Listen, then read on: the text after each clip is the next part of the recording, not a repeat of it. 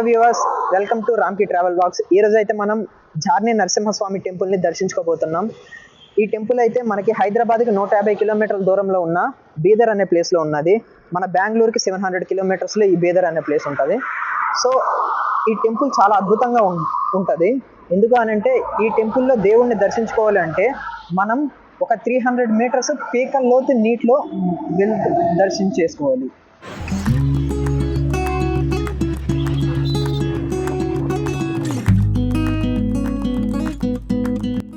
బీదర్ వెళ్ళాలనుకుంటే మనం ట్రైన్లో కూడా చేరుకోవచ్చు. సికింద్రాబాద్ నుండి మార్నింగ్ 4కి బీదర్ సూపర్ ఫాస్ట్ ఎక్స్ప్రెస్ అనే ట్రైన్ అయితే స్టార్ట్ అవుతుంది. అది బీదర్ చేరుకునేటప్పటికి మార్నింగ్ 8 అవుతుంది. స్టేషన్ నుండి బయటకు రాగానే మనకి ఆటోలు అయితే బయట కనిపిస్తాయి. ఆటో వాళ్ళకి నరసింహస్వామి టెంపుల్కి వెళ్ళాలి అని చెప్తే 30 to 40 రూపీస్ పర్ పర్సన్ తీసుకొని టెంపుల్ దగ్గర దింపేస్తారు.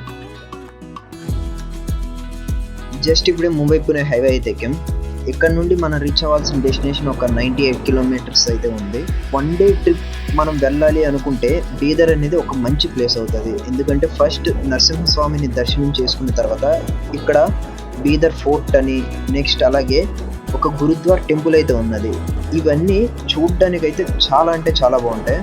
సో మన ఈ 1 డే ట్రిప్లో మొత్తం కవర్ చేద్దాం.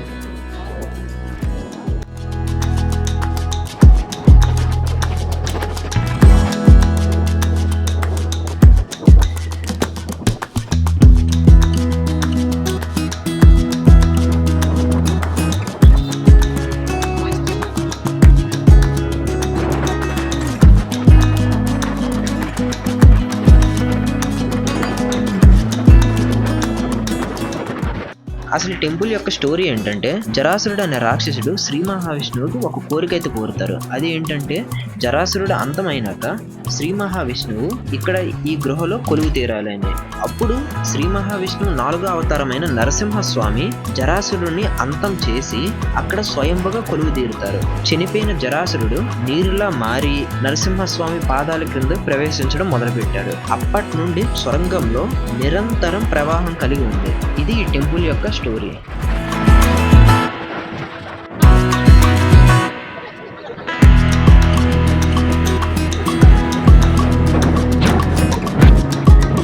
ఈ బోర్డు చూసారు కదా, మనం ఇప్పుడు తెలంగాణ బార్డర్ దాటేసి కర్ణాటకలోకి అయితే ఎంటర్ అవుతున్నాం. ఇక్కడ నుండి 10 కిలోమీటర్స్ దూరంలో అయితే నరసింహస్వామి టెంపుల్ అయితే ఉంది.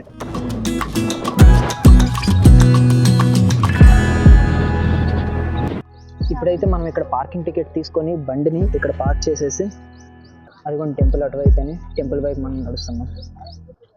ముందు మనం అటు నుండి ఎక్కాం కదా,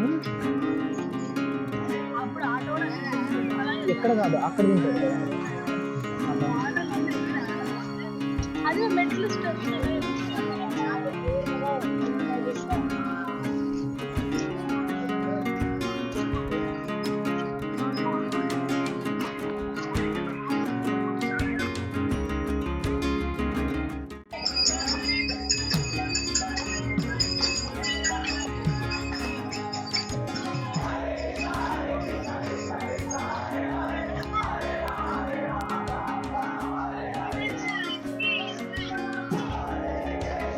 ఇప్పుడైతే సింపుల్ అదేని మనం అటువైపు వెళ్ళాలి.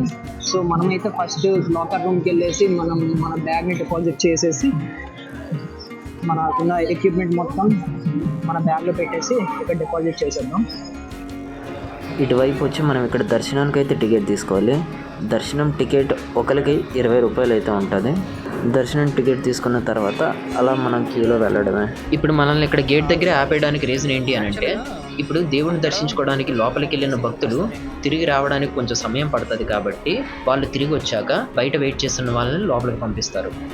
ఇప్పుడు ఎవరైతే వయసు పైబడిన వాళ్ళు, చిన్నపిల్లలు నీటిలో నడుచుకొని వెళ్ళి దేవుడిని దర్శనం చేసుకోలేరో వాళ్ళు దర్శనం ఇక్కడ ఈ లక్ష్మీ నరసింహస్వామిని దర్శనం చేసుకుంటారు.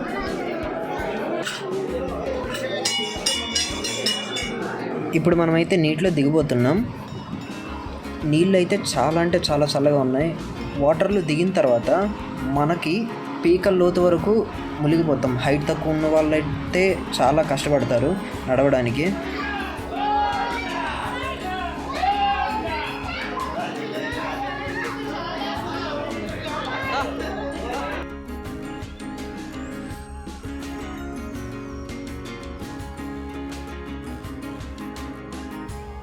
ఇంత లోపలకున్న గుడికి వెలుగు రావడం కష్టం కాబట్టి ప్రతి ఒక్క దగ్గర లైట్ సెట్టింగ్ అయితే మీరు చూస్తున్నారు. ఈ గృహ లోపలికి గాలి రావడానికని ఇక్కడ పైప్స్ కూడా పెట్టారు. ఎందుకంటే ఇంత లోపలికి ఉన్న గృహలోకి గాలి రావడం అంటే చాలా కష్టం. ఈ పైప్స్ ద్వారా గాలిని లోపలికి పంపించి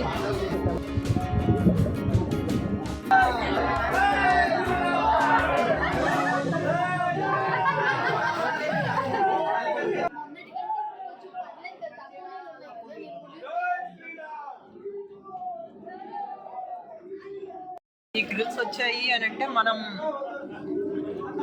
దేవుడి దర్శనానికి దగ్గర.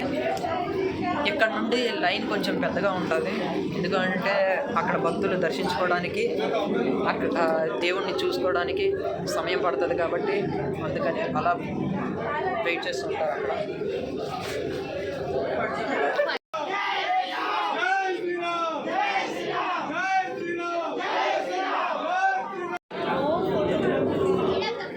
ఇక పైన అయితే కనిపిస్తుంది కదా పెద్ద పైప్స్, ఆ పైప్స్ నుండి మనకి ఎంట్రన్స్ నుండి ఇక్కడ వరకు ఎయిర్ని అయితే పంపిస్తూ ఉంటారు.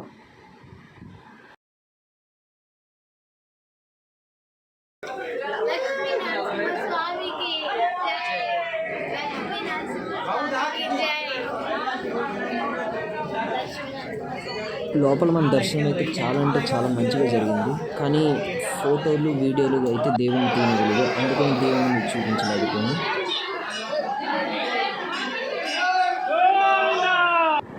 ఇక్కడ మీకు ఒక కోనేరు కనిపిస్తుంది చూడండి. ఆ కోనేరులోకి నీళ్లు 2 రాతి శిలల నుండి వస్తున్నాయి.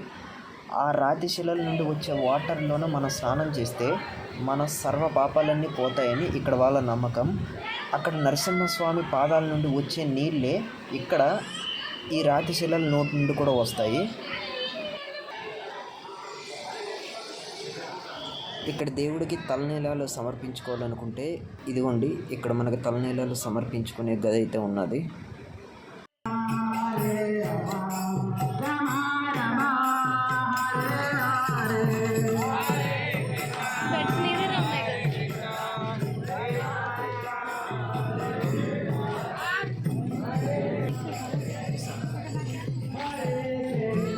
సో ఇప్పుడైతే మన దర్శనం మొత్తం కంప్లీట్ అయిపోయింది. ఈ దగ్గరలో ఉన్న గురుద్వార్ సిక్ టెంపుల్కి అండ్ బీదర్ ఫోర్ట్కి అయితే మనం ఇప్పుడు స్టార్ట్ అవబోతున్నాం. తర్వాత విజిట్ చేసిన gurdwara Sikh temple and Bidar fort అనేది మన తర్వాత వీడియోలో అప్లోడ్ చేస్తున్నాం. Thank you. Please do like, share and subscribe Ramki Travel Vlog.